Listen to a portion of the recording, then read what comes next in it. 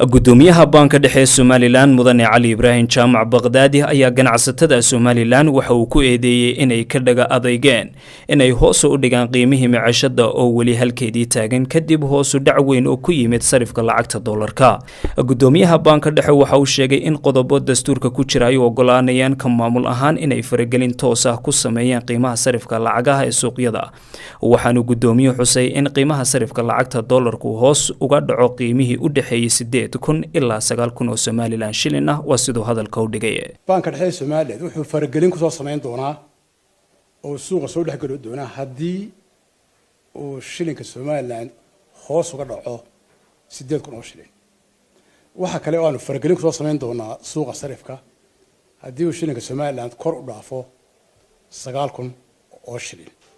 taa macnaheedu waxa weeye in halka dollar sarifkiisu uu ku dhex ciyaaro 8,000 ilaa 9,000 inta u dhaxaysa.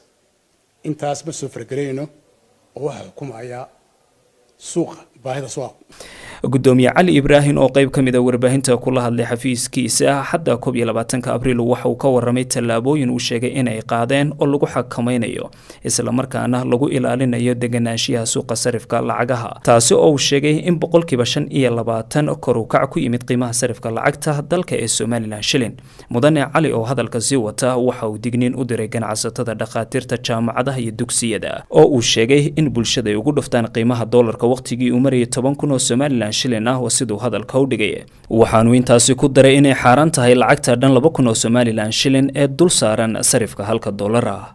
banka dhexe Somaliland wuxuu cod dheer ugu baaqayaa ganacsatada iyo cidii kale ay khuseysaba inay sarifka dollar ku saleeyaan sicirka uu suuqa ka taagan yahay oo aanay ku dhufan sicirkii uu taagnaa waqtiyo hore oo la soo dhaafay.